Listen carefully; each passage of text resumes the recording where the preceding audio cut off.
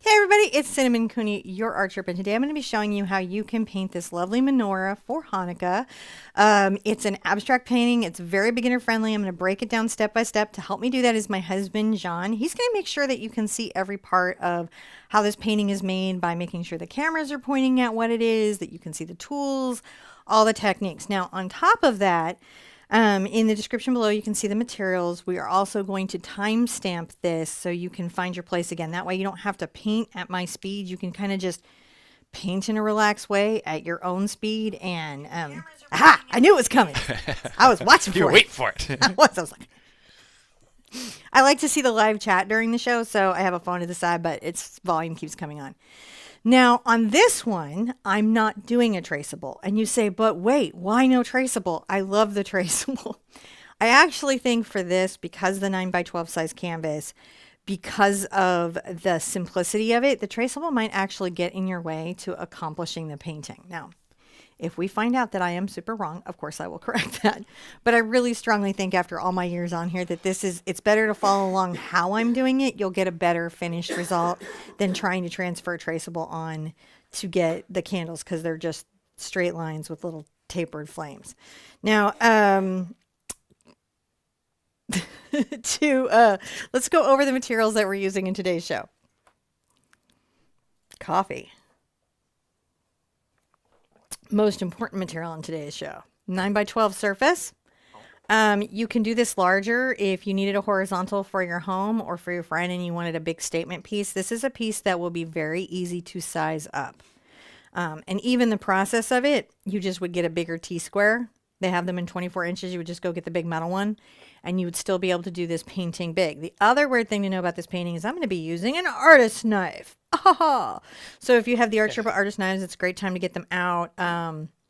You can do the loose abstract technique with a brush, but I do recommend a knife. If you really don't have a knife, another thing you can do is a loyalty card or an old credit card that you don't use anymore will give you the nice scrape effect too. But I do recommend having like an artist knife in your life if you can.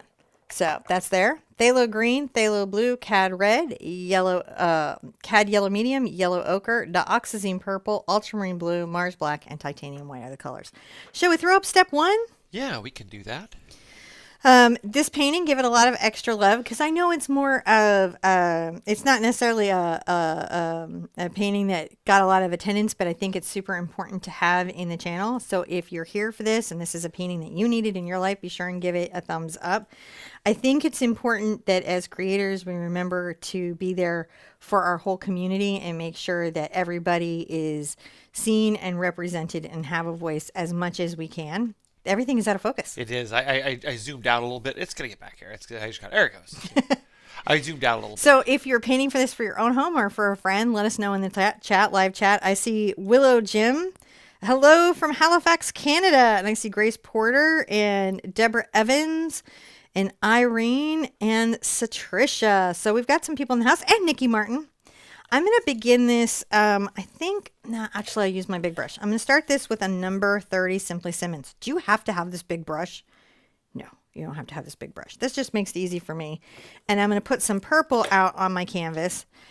You can use it from your palette, but my palette is very tight, as you can see here, so I don't want to mess that up. So I'm going to just put out some little purple paint in an artful way, because all I need is a little bit of a stain.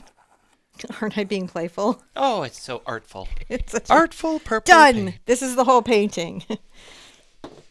Now I'm going to get this brush wet, take off the extra water, and just spread the paint I put out. Dioxazine purple is a pretty powerful color, so really a little bit goes a long way. You saw I didn't actually put out that much. I just kind of dispersed it evenly, and I don't need this first layer to be a not streaky layer. It can be just kind of messy. I just want it to be purple because that's how we're going to get the depth and the glow and the rich feeling of this particular design. Now, the important thing, I'm going to tell you some important things. These are not things that I organically knew. These are things that members of our Jewish community made sure that I knew. And I really appreciated, and one of them is going to be the number of candles and the placement of candles is very important. So I actually did this design wrong originally. And I think twice I did it wrong originally because I had a painting I did a few years ago. I may have made the same mistake or not had the right number of candles. And our community came in and was like, you got to get that fixed. And so I did. I do actually appreciate feedback. Yeah. Because sometimes I don't know something. I can't know everything. And, you know, I'm always operating from a good place in my heart. So I don't mind when people give me feedback that helps me be more culturally sensitive. I actually find that to be a good thing. Because we can't know everything all the time, but what we can do is be really responsive and listen when people tell us things. Yeah. That's a thing that we can do. Now that's purple. I'm going to dry it with a hair dryer. And then we'll be going on to the next step. Okay. And this is just, you'll see that as the shininess will actually will go away as she dries it. It's really kind of cool. The sheen will change, as we say. So just thoroughly dry. So nice to see everybody here today. This is a really cool little abstract menorah painting that we look forward to doing. I think this is a really beautiful sort of presentation, if you will. I really like the way that the candles are, and while I don't share the sort of faith behind this, I think it is just such a beautiful image, and I do share the warmth and the love of the feelings behind all of this, and I think it's super cool, and I think it's respectfully awesome. So, in all of that, I like the blues and look forward to the cool golden candles. Oh, so you see a little sheen changed, and it went from super shiny to kind of dull and shiny. That's what you're looking to do. Woo! All dry. You do want this dry for the next part. That was super dry. Super dry. Now, Brooke was like, "Can you do a dreidel?" So, Did we do a dreidel? I'm working. What I'm going to do is get a group together of Sherpas who are members of the Jewish community, and next year I'm going to design a different painting, but where I can get a lot of feedback of things that should and should not be there, because internet research is not always a safe and accurate form of information, and I always like to be able to take that to people directly and go, "Is this correct?" And also, I've got to figure out how to like.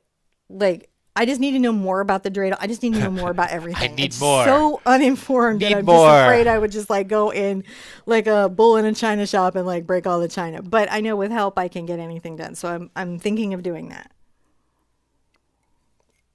Now, here's the next part. We're going to use a T-square. You can use a ruler or a paper towel if you don't have a T-square to get the straight line. And I'm going to come down. Let's set this line. Where does my chalk go? I'm going to use a cool chalk. This is Taylor's chalk. I'm going to set this line at maybe 3 inches and then another line at 2 inches. Yeah. All right. So I'm going to come across here at the 3-inch line, and I'm going to make just a very line straight across, right? And this is 12. So at 6, I'm going to go like this. And this will be the height of this one candle. In the center of the canvas, I'm going to have one candle that is higher than the others. This is the lighting candle. And I'm going to want to make sure that I come down and give myself as straight as I can make it line. We got to make sure that we have a total of 9 candles. All right, so I've got this one candle up here. It's ready. I'm going to bring that line down a little bit because we're going to paint the candles down a little so that we can do the cool abstract technique. Now, I'm going to go over to the side here and give myself another line. And I want to have a little bit of space from the edge so that I have room for my candle. Right? And I'm going to come over here and do the same thing about the same distance out. Right? So now I need 3 candles between here, and I want to kind of equally divide it, sort of going along, right? So I'm going to come along. I do kind of eyeball it. It's not as perfect. You could do the math. That's not really my skill, right? So But that's what I want to just do, is just have the guidance of like, I'm going to paint this candle in here, and then I need another little candle here, and another little candle here. So that makes sure that on this side here, I have room for 4 candles. And I can evenly space it out. I can eyeball that in and space things out a little differently as I'm going. That's the other nice thing about chalk, is that I can work those kinds of things out. I'm going to do the same on this side. And I just need lines going down. This is just going to help guide my brush stroke, because the candles are just a vertical brush stroke. Okay. If I need to move that over a little bit, I will. All right. So we just want them placed there. So the important thing is this is up here high. These are at the same height. So Trisha is like, I need a donut to go with my coffee. And Brooke's like, yeah. And you know, again, the brush I use for the background, super not important. It's just a cool brush. If you ever see these are the extra large brushes from Simply Simmons. And if you need bigger brushes for larger canvases, this is a way to get into those brushes without having to spend $30 to $120 a brush. These are more like $8 to $18 a brush. So much better price point. All right, we're going to call that a step. We just need to get those lines placed in so that we can do our next part. Step 3 is the best step. I love step 3. In step 3, I do think the brush is important. Mostly that it's a bright, because it gives me a nice square shape, and it's going to help me paint the basic taper of the candle very easily. I like the number 8, Simply Simmons. What you can kind of see, it's about the width of my thumbnail. Right? So just kind of, you know, let's see what it is in centimeters. I hate measuring. Okay, it's about a 1/2 inch. I can't find the centimeters on I painted out the centimeters on my ruler. I'm going to get this brush a little bit wet, and I'm going to go ahead and load it with white paint. And you think, whoa, really? And I'm like, yeah.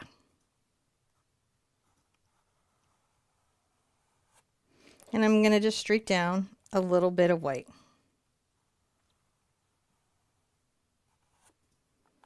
Not too bad, right? And come over here, and I'm going to streak down a little bit of white. Now I want these to go down far enough so that I can do my abstract technique, and that's why I'm carrying them down. Why am I doing the white? So when I come back with my yellow and orange, it glows and shows.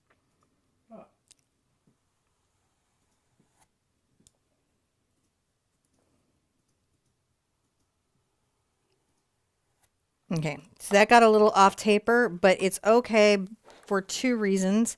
1, because I can come back with the brush and clean up the line. And 2, because we're painting around the candles. So there's some forgiveness there that you can kind of count on. Now, another thing I can say is helpful to you as a beginner in your stress-free painting experience. I like to think of my candles always as handmade and artisanal, which means they don't have to be factory perfect.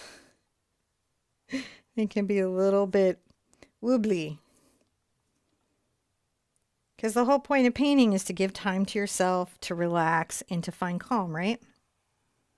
It's a whole time to do that. All right. This is fantastic.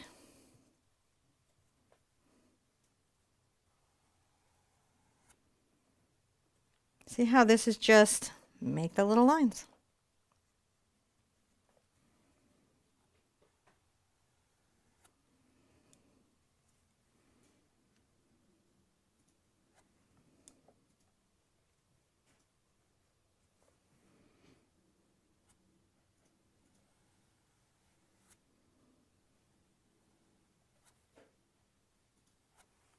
There we go.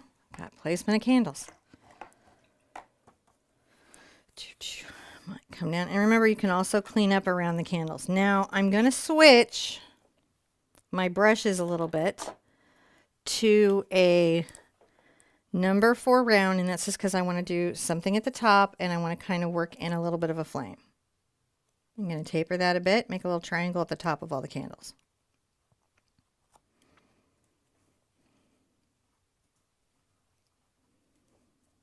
Doesn't got to be perfect. It's just a Easy time to put that in right now.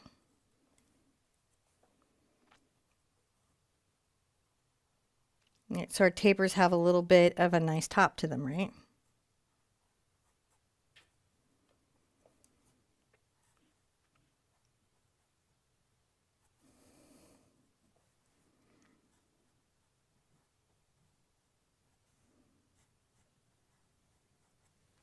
Okay.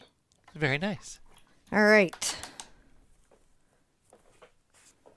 All right, good. Libby has given us some good advice. And Carly's saying, thank you for the free lessons. And I want to say, you are so welcome, Carly. Now, I'm also going to do an important thing. I'm going to come up a little bit above my candle.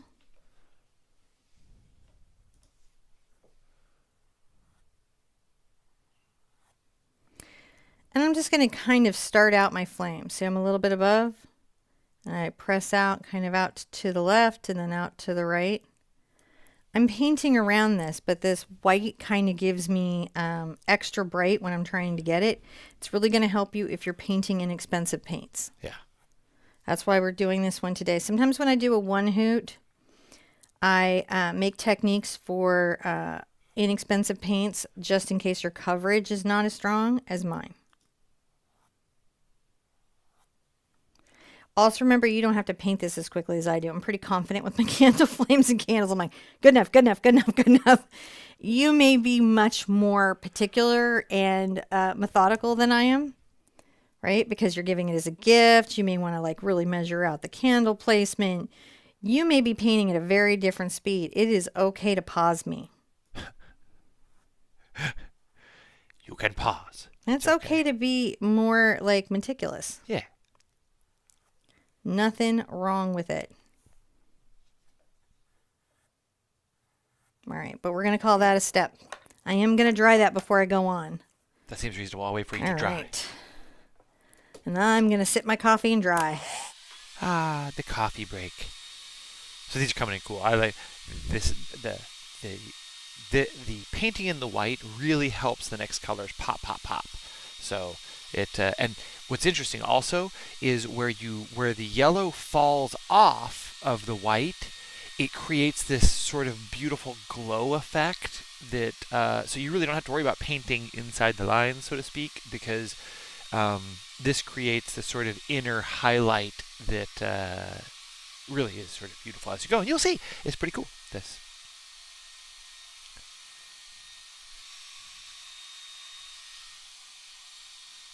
Do.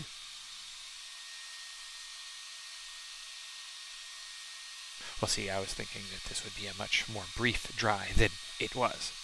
Oh, while you're here, don't forget, click down in the link in the description down below. You can find our website. You can find all sorts of resources and stuff. Find the stuff. Are we... You good? You gonna take your sip? I'm going to take a... Oh, I took a sip, but I'm going to take a step too. Okay, and you got to reheat my coffee. I'll do that. You're so welcome, Libby. I am really glad to be doing this. All right. Now, we're going to be painting around the candles, doing kind of like this glowing, abstract background effect. And I feel like a hog brush will be of great use. I'm going to probably start out using my number 18 Artini brush. You could use a regular braid that's stiff. You could use a Simply Simmons braid that's probably a size 8 or 10. I think this would be a size 10 in this line to get to this size. Much cheaper brush. I'm going to go ahead and get this wet. Kind of dry off the bristles on between on a paper towel. And I'm going to begin by mixing a little of my yellow ochre into my Doc's purple. And they make kind of a weird little color.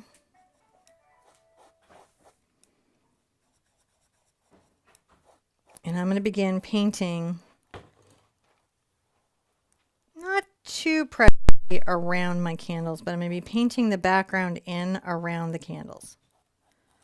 Little Doc's purple, little cad yellow ochre.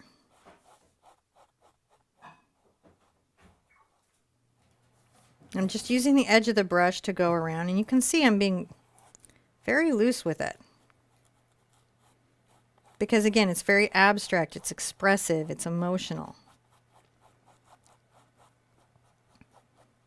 This will just begin to lighten this dark area a little bit around the candles. Yeah.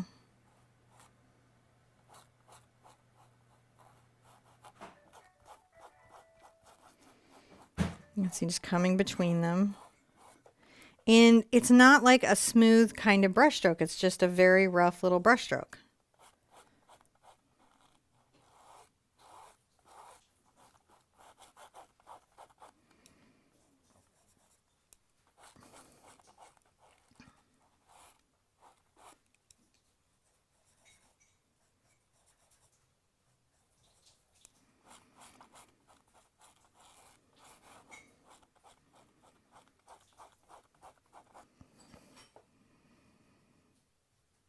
How far apart are the candles, please? I did not do the math.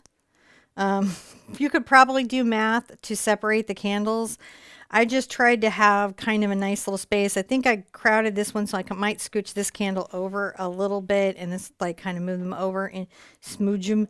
But I just want to sort of paste them evenly. The important thing is that you have the high one in the center and you give yourself some room on the two outer ones. And then you want to make sure that you've got 3 between.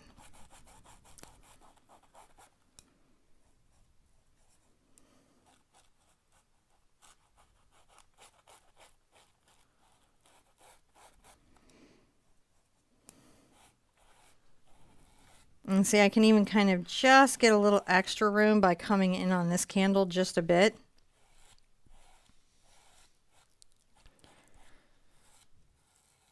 And even tapering this one down from the left side. So you can kind of smooch them over if you get them off on measurement.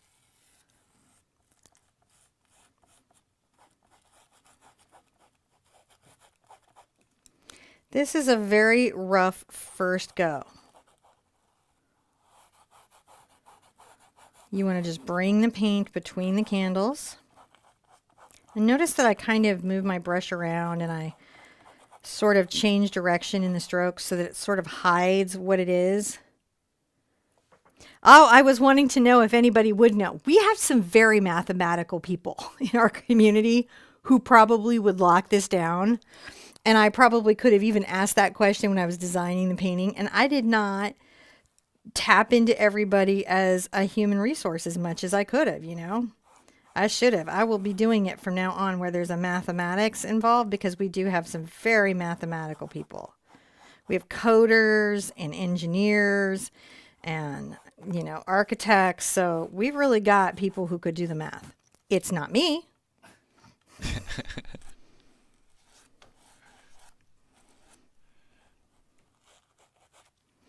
All right, so when I have that, okay, we're going to call that a step. It's just the beginning of something. We don't need to dry it before we go on.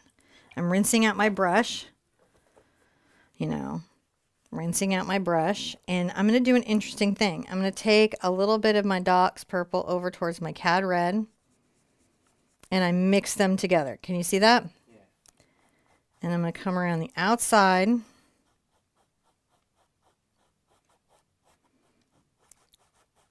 Kind of blending in to what I've already painted around these candles.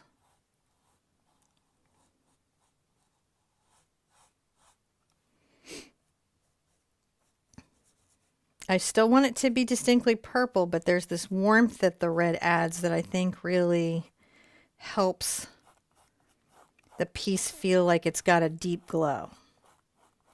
I can take it right into that. See how I can go right over? And if this is still wet, it does a nice halftone blend.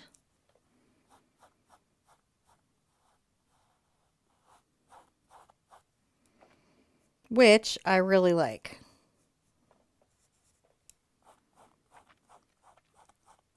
And now I've got layers of paint.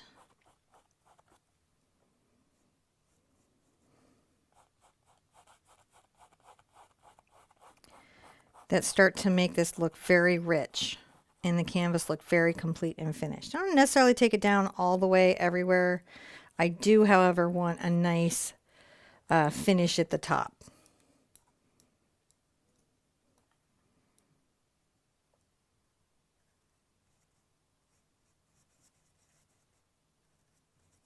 Just continuing to do this right here. I am going to take a shot at doing a Diwali painting this year. But I'm going to be smart and reach into my community Yeah, that'll be fun. early and make sure that I've got this stuff that I need to have. I'm going to bring this dark color kind of down the side.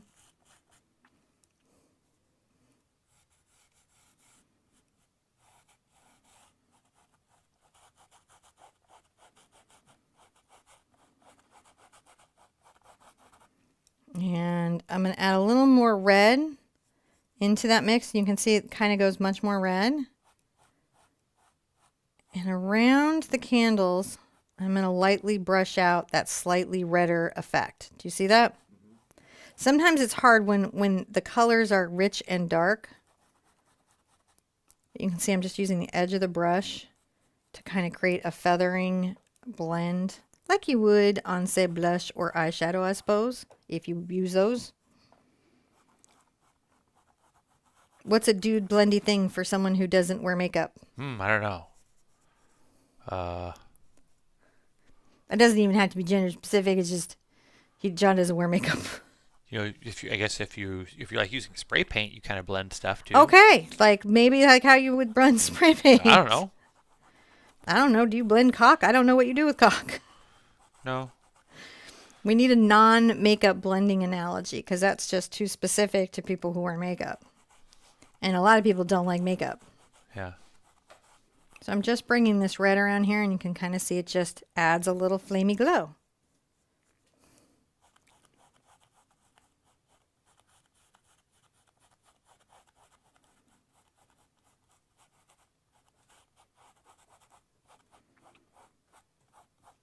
Just loose. Ah, gorgeous. We do want to dry it now. All right. All right. Angela's like, I am giving this as a gift. I will do the measurements later.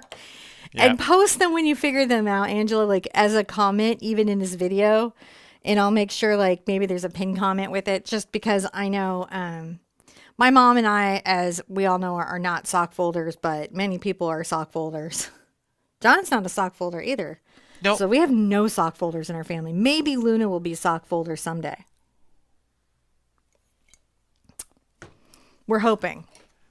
I know Luna's, you can always tell when Luna's helping me with comments because my grammar greatly improves because Luna comes along behind if she sees me doing it and is like, no, Mom, commas go there, punctuate that. That's not spelled right. And then also I have Honey helping me with community management, and Honey's grammar is also better than mine.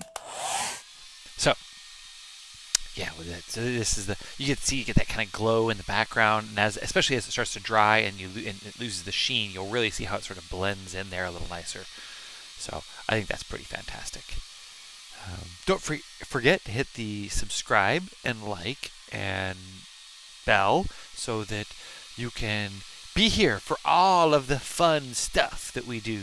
Because there's a lot of fun stuff we do. It's kind of a thing, you know. So, yeah, fun stuff. I keep thinking. See, that's what happens. I keep thinking she's about to end, and then I don't end, and then I do end, and I don't end, and it's just crazy. So you need a steppy. Steppy. I'm going to keep using the same brush, but you could use a smaller. Oh, Deanna, Sam suggests 1.5 inches apart from center. I like that. That sound to me. Seems reasonable. I'm going to take a little of my cad yellow and my yellow ochre, and I mix them together, and I'm going to add some white.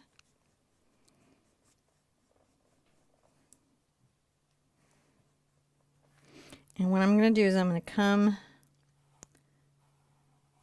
kind of between these candles, and you can see I brush down, but then I also kind of come across. I do different angles. Because it's abstract. Yes. It's important.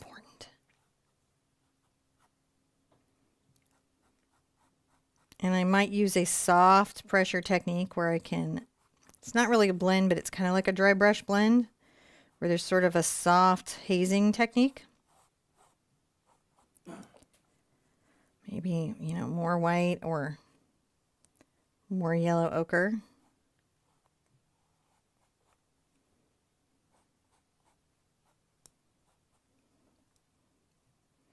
And maybe like just yellow ochre. It's fun to figure it out.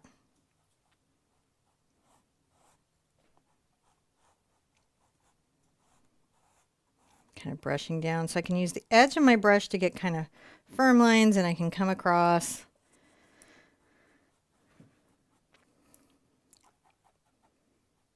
Soft pressure, light paint. It gives me that light effect where I'm just dusting the canvas.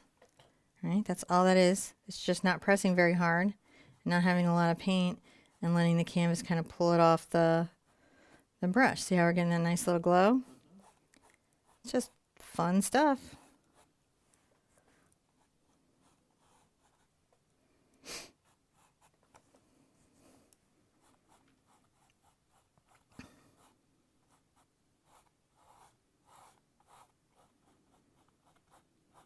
So I've had a bunch of people, John, ask me how to do digital painting.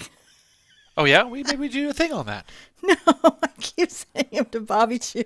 Well, I mean, so I'm like, you don't. Okay. I do it so wrong. It's just not even funny. Here's where I think it's reasonable. So some people are comfortable with your teaching style.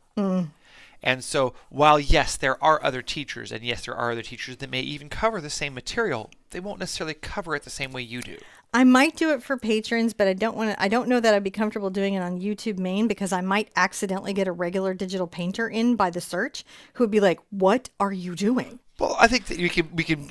It's okay to be respectful in all those spaces. It's like, look, we're not trying to roll up on all the digital painters, but we're trying to onboard our community into digital painting. And I think that's a reasonable thing for us to focus on.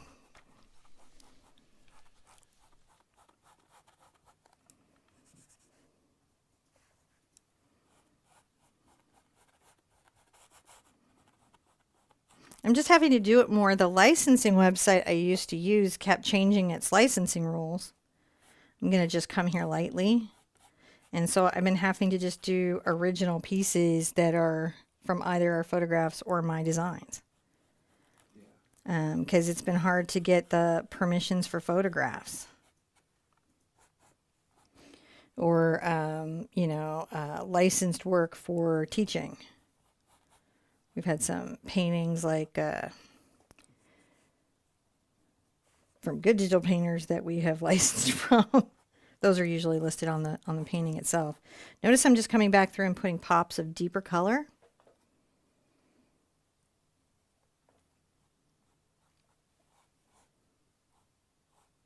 See what I do? And it just creates some richness of color.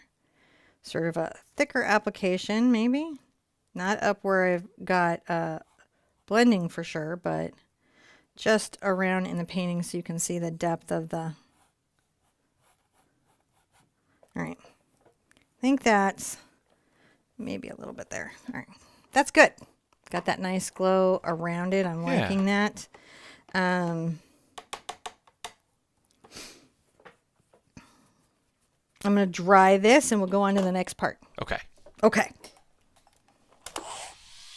Yeah, just that's looking so shiny and goldy. It's really cool, and I like how it looks, has such a nice glow to it. You guys are doing some math in there. Yep.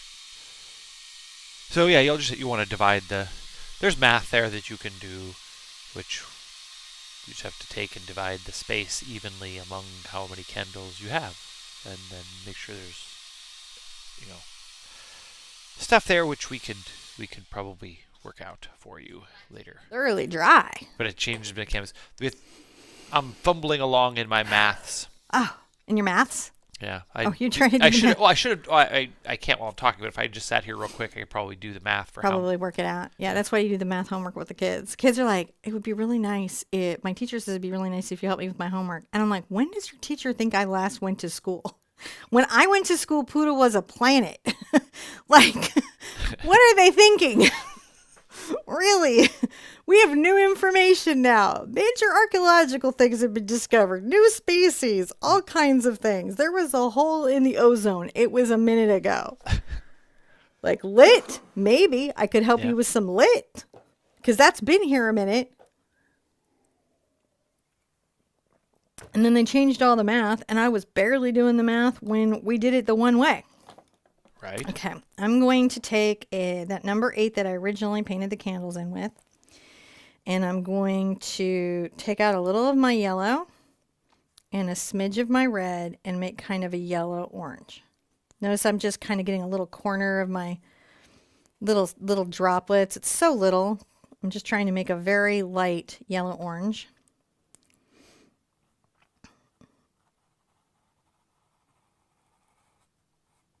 And I'm going to just start painting those candles in, just down.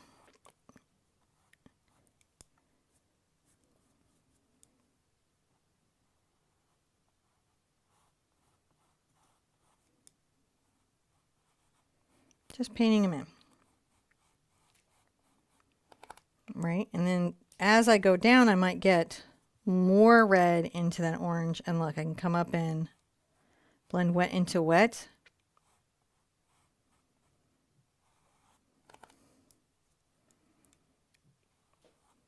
Some orange color.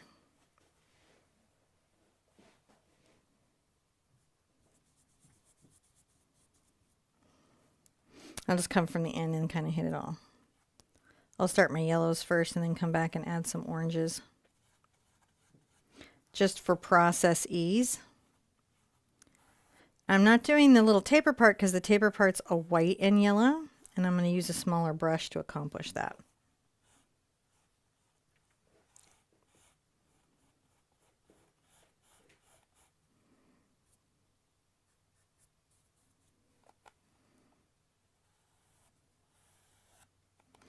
Doesn't have to be a perfect anything. That's what's really great about this, is that it's okay for it to be artful. Which is maybe not mechanical or rendered. Not that mechanical is a bad thing.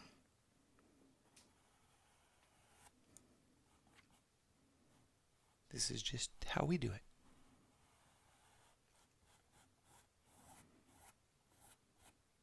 I'll just take the yellow down a little bit. Even though I know I'm going to come across with my blue abstract, I can just do that.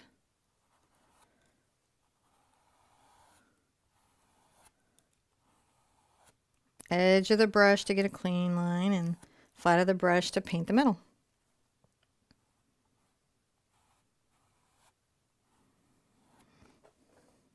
So we're just getting those nice glows in. Sometimes I got to wet the brush because your acrylic paint can, if you're painting slow or it's a not humid day, your acrylic paint can dry on your brush as you're painting.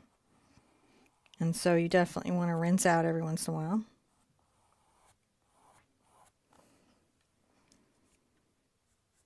Now, if you had very inexpensive paint, painting white is the only way that you would have been able to see the yellow, because the yellow just would not cover.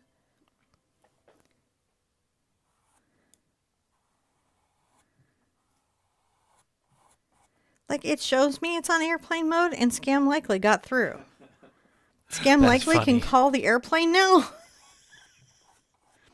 And I'm just making sure we kind of get a nice taper down, just so that it's got an invisibility behind the blue.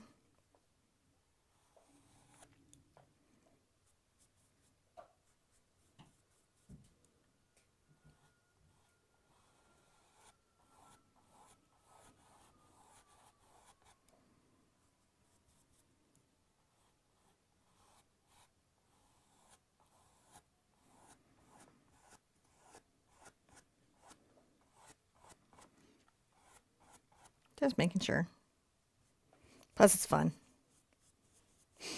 And that's why we paint, isn't it? To relax, to find our calm, to give ourselves time, a break from whatever else we've got going on in our day.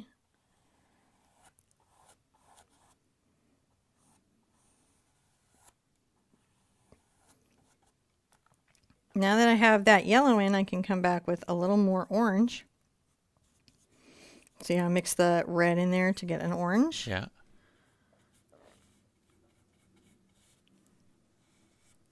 And I can come in and, you know, maybe up one side, up this side.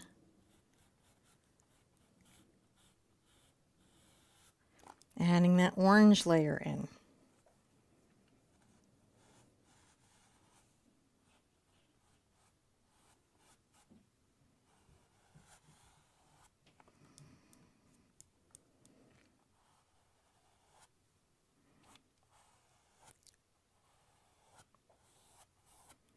If you want to get, you know, a little more blended back, you can come back with some yellow.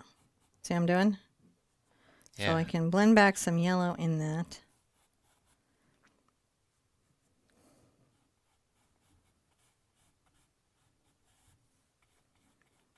Because we're doing this in palette knife, you can see I can do very rough brush strokes and it looks just really good.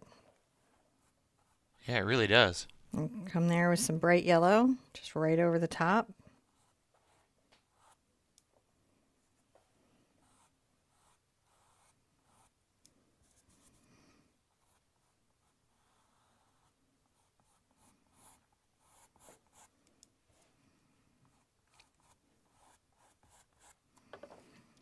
Just playing with that orange. I like to hit the sides with my orange and down low stronger because it's further away from the light. So it's a good way to talk about the glow of a candle. Just on the edge here. I just bring it loosely up. Down, down, and kind of, you know, just loosely up. And if you need more yellow, just come across with more yellow. I'm going to come back with the yellow. Can you see the load on that? I'm not using a ton of paint. See? And the shape of the brush is what's keeping the candle the candle.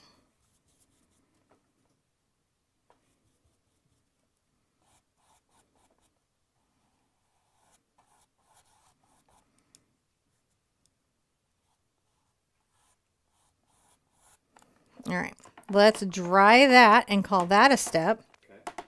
And we'll get a smaller brush for the next part.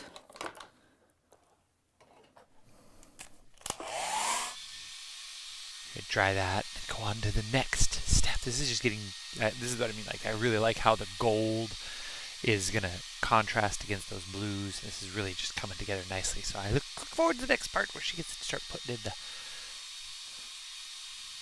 some of these more detailed bits. I think she's going to do the fire part next. We'll see.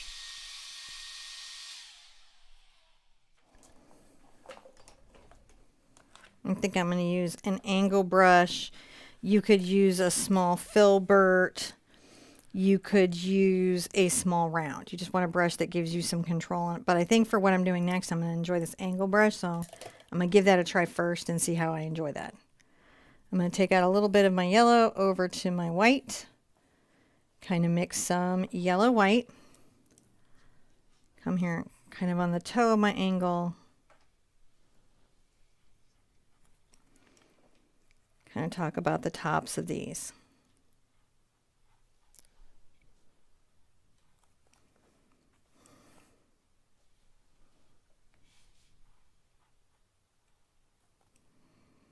Just the tops of the little candles.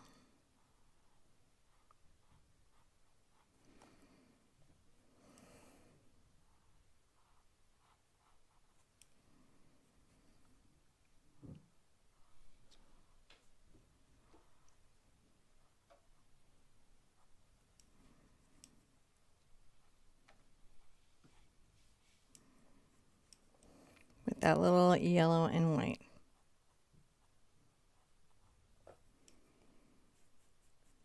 Grab a little more yellow into my yellow and white, and I might even come down and add a little bit of that at the top.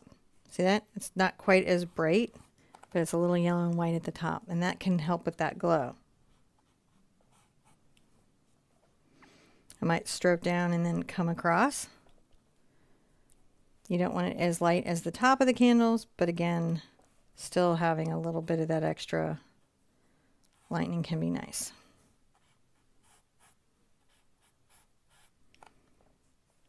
Maybe cross, across, down, down. So just rough, playful brush strokes. Very good for you. Rinse out. Rinse out.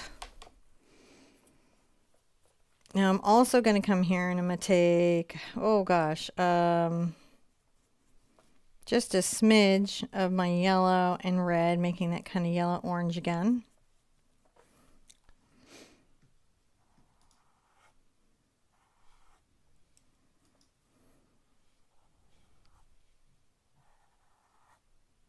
Come and kind of give that outside glow.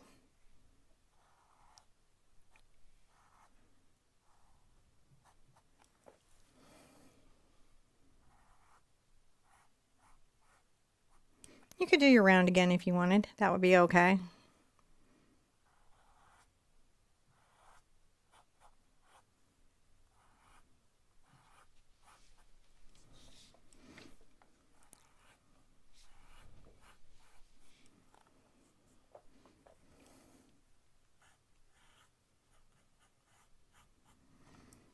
Just painting in that little space of flame.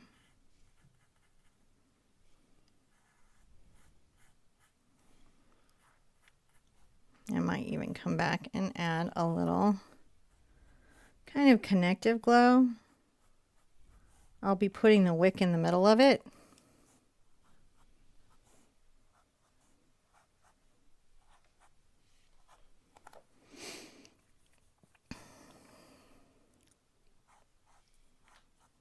Let's add a little kind of orange around maybe the belly edge. So I'm adding a little bit of orange around that belly edge.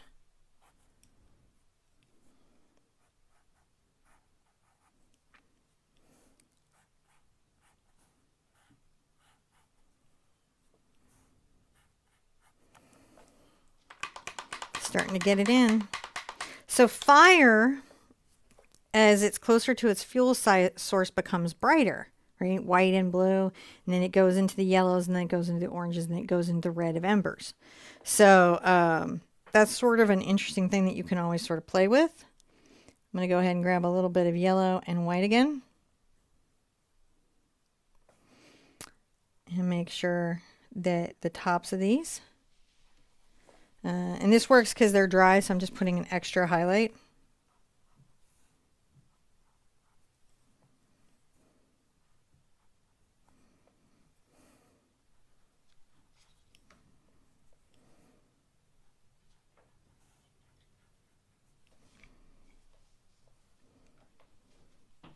Come tap it with just a little bit of white. Just a little bit of pop.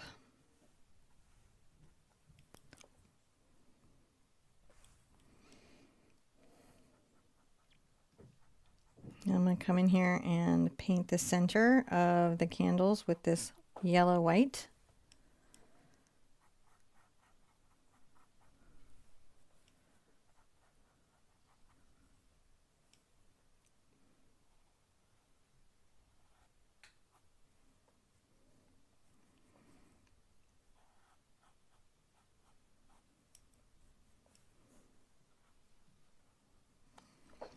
Just a little bit of the yellow white in the center.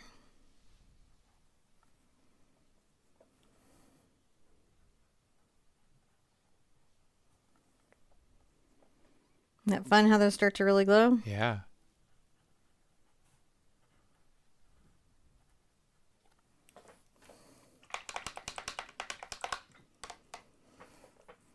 Okay, let's call that a step. Dry it and come back and do some finishing touches.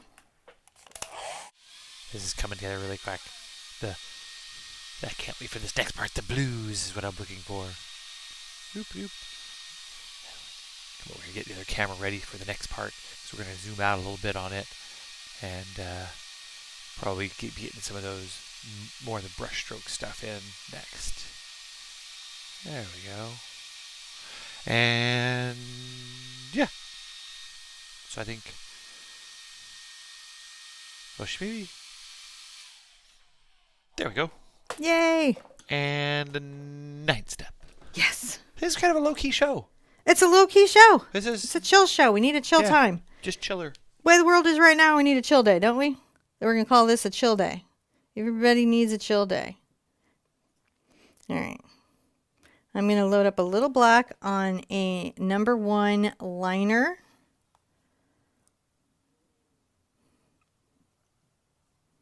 And I'm going to add a bit of black going up into the candle. Just a short little wick.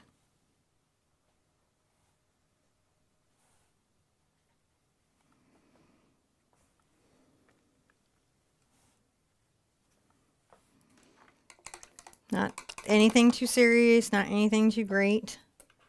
Put that aside. I'm going to get a very small round brush. I'm going to actually go ahead and kind of avail myself of this number 4 hog brush, but what I want is a small round brush. I'm going to go ahead and get a little of my yellow and white.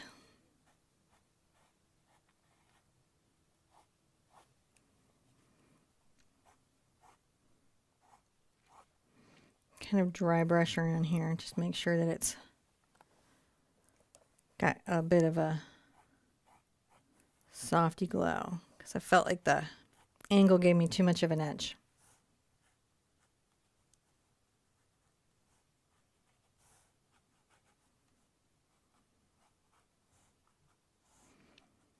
Can kind of highlight around there and work that out. Tap a little white there. There, it's really getting there now, isn't it? Is your fire burning? Yeah. I like the roughness of this brush. Gives me really nice natural effects. Now I'm going to take a little of my white and yellow ochre.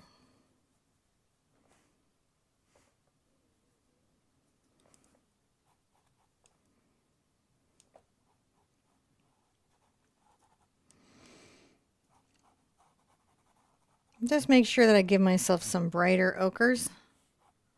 That makes sense, between the paintings, a little more coverage. Notice I'm being very rough with this brush, like almost like calligraphy. I'm hard on it. Do a good job. No, sorry. That's just a weird moment there. But I just want a rough effect, you know?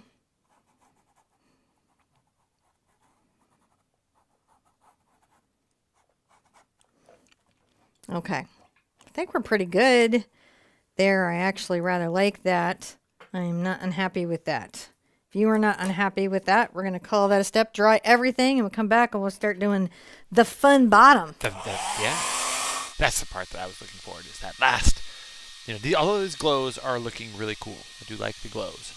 I'm looking forward to the blue, because I like the blue stuff. So, yeah. Don't forget, check the like, comment, subscribe, share, all those buttons down below. That super, super helps. Thank you guys for supporting us here in the super chats and on our website, the patronage. You guys make all of this possible. We really, really appreciate it. So, just always like to say that. Okay. I'm going to go ahead and I'm going to use a Bright Hog. This is a 6. I just want something a little smaller than my 8. I could probably use my 8 again, but I just want a little more of an edge. And I also want you guys to see the Simply Simmons. I'm going to take a little bit of my phthalo blue, maybe a little phthalo green, a smidge through the white and yellow, and I'm going to come on either side of this candle very lightly. See how I did there? Maybe a little bit there. Ooh, let's go over to the ultramarine blue. I didn't even rinse though. Come up.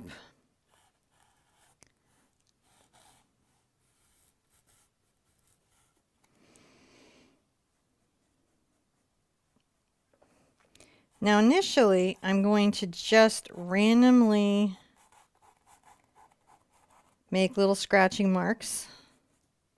You know, maybe a little phthalo blue, ultramarine blue.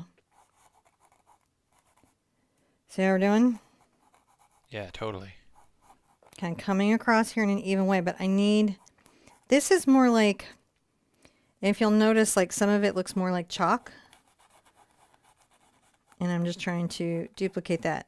Ultramarine blue, a little phthalo blue kind of initially coming across.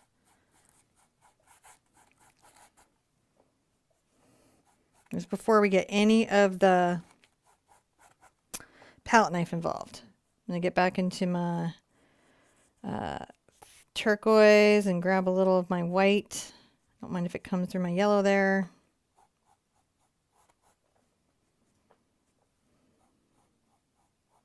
If you don't have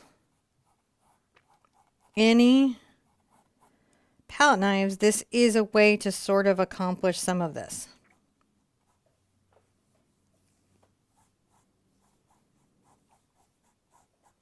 I can grab a little white and ultramarine blue too. And you can see it does some interesting effects.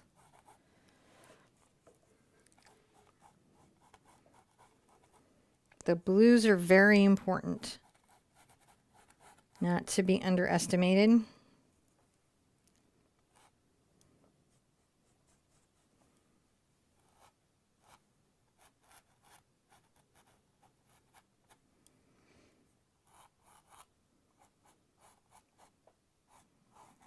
And they can help me define lines and spaces in the painting. We've got a layer though, so I've got that nice little guiding edge. I've got some bright pops of blue that goes up.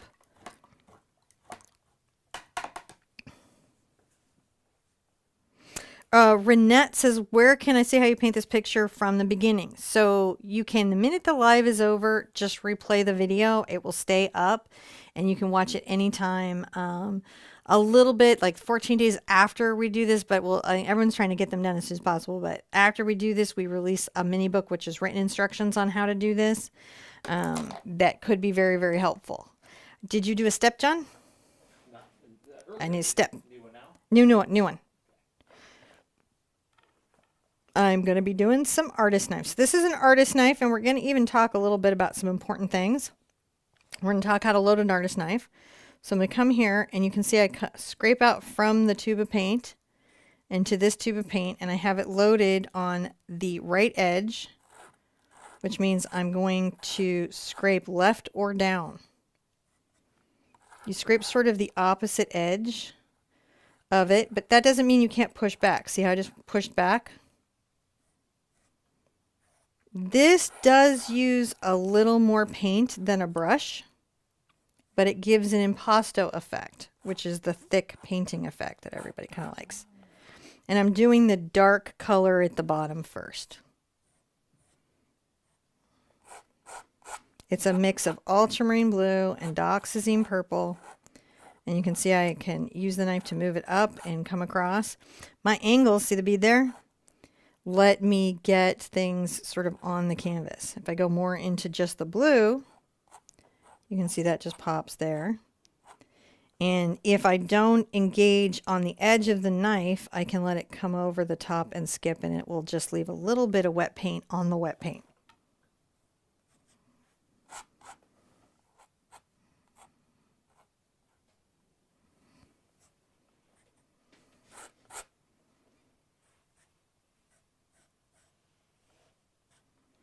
It's coming across here, this dark color on the bottom. There's you can see that? Notice the angle of my knife. I have some palette knife videos on how to use knives and everything. Yeah.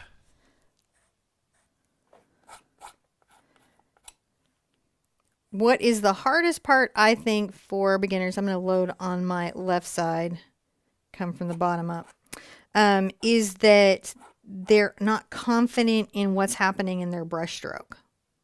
It's not that you guys are doing anything wrong at all. It's just you're not confident in it, so you're second guessing yourself a whole bunch.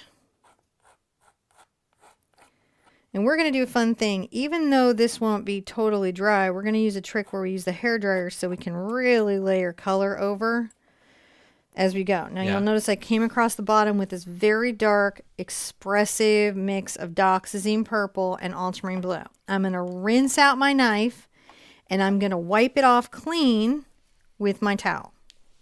Okay? Yep.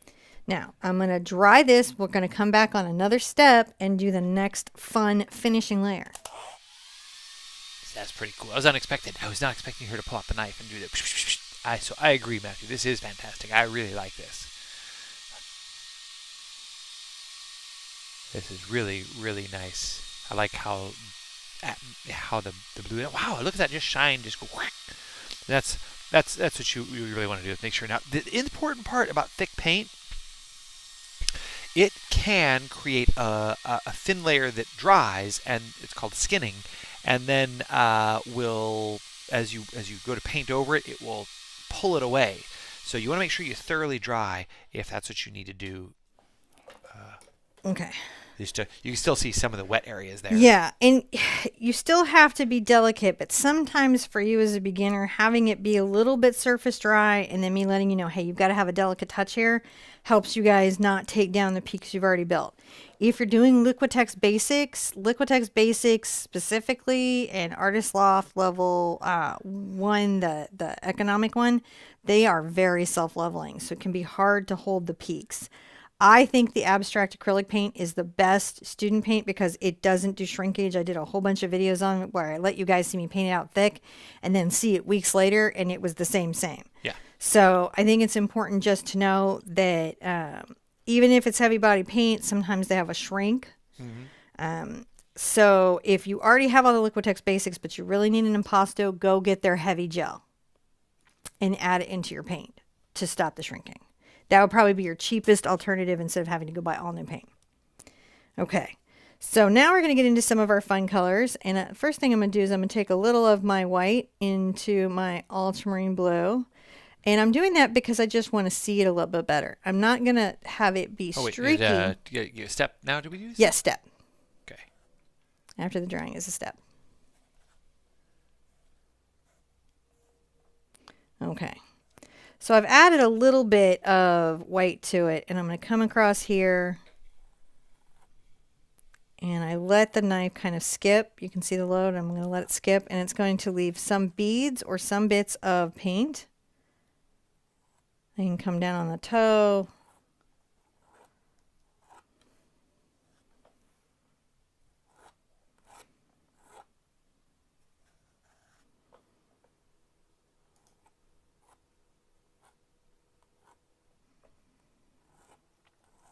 And I want some of my background to stay visible through there. Now I'm going to put a little more of my ultramarine out. What's nice about ultramarine is it's not one of the more expensive paints. So using a little more is not as bad as like using a lot of CAD, which you will feel. Like sometimes it's just good to go hue when you're doing palette knife with CAD. Yeah. Again, I'm going to bring a little white over to this mix because I want to see it, and I'm going to thoroughly mix it on the palette. See how I'm using the palette knife to incorporate these colors together? So it's got a nice crank on it. That's a bend on this that keeps my fingers out of the paint.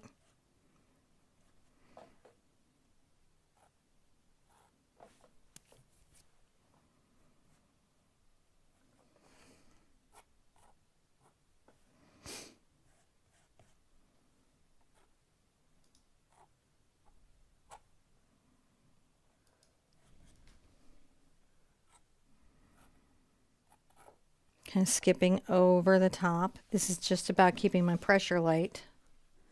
I am not pressing that knife hard into the surface. See how it's like the canvas isn't bending to the weight of it?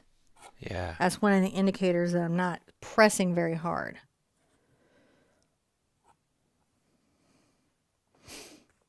I'm going to wipe off my knife, and I'm going to go ahead and get some phthalo blue and come over the top with just some phthalo blue, which will be kind of a dark color again, but will read very much against, you know, the ultramarine.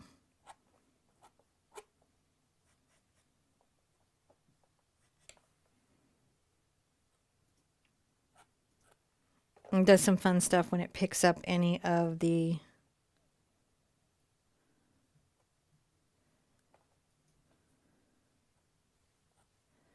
Bring a little bit here and there, like that. This part's fun because you can kind of be like, I need you to break this way or that way. And the way that you break the lines changes the line directionality of your eye on the piece. It's just a fun place you get to play. I'm going to wipe off. Let's call this a step, and we'll do the last little finishing bit on the color. You either want to go one step more or not this or not. Oh, just keep going? Okay, we can just keep going. You want to just keep going this step? No, I don't want to go into 13. This is on the step. We're on 12. We're on the 12th step. All right, so let's just leave it on the 12th step because I'm nearly done. We're just going to leave it on 12. Seems good. Okay. So, sorry, weirdly superstitious. So I'm going to take a little green and a little of my phthalo blue, and I'm going to mix them together. And I'm going to add white into this mix. What you're going to see is this is going to give me a turquoise. Pretty fun color right here. Very carefully, I'm going to come down and add that color to a spot or two. It's a really fun color. Now I'm going to add a lot more white and a smidge of yellow.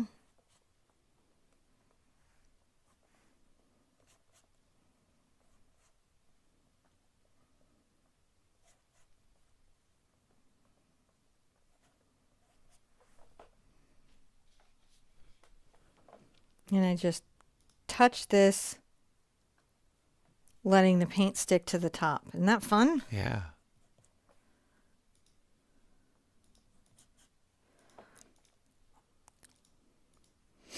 It's the thickness of this that's going to just be a lot of fun.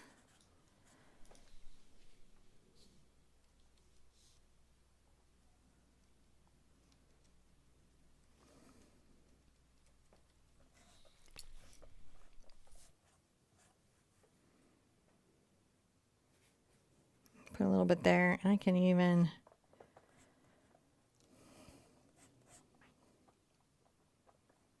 I think I want an even whiter white. So I'm going to put a little more white and hit it with just a little more yellow, and that'll be my last one, and then I'm going to sign it very carefully because the paint is thick. Now on this, if you're going to varnish, if you're giving it to a friend and you're going to varnish, you need to give it a little bit of time to dry. More than a week before you varnish. All right, so I've added a lot of white. This is a very light color. I'm going to add just a smidge of the yellow to it so it's just almost luminously off the page.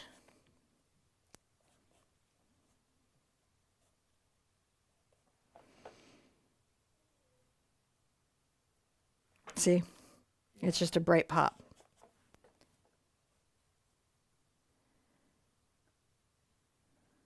I'm just dispersing this around so that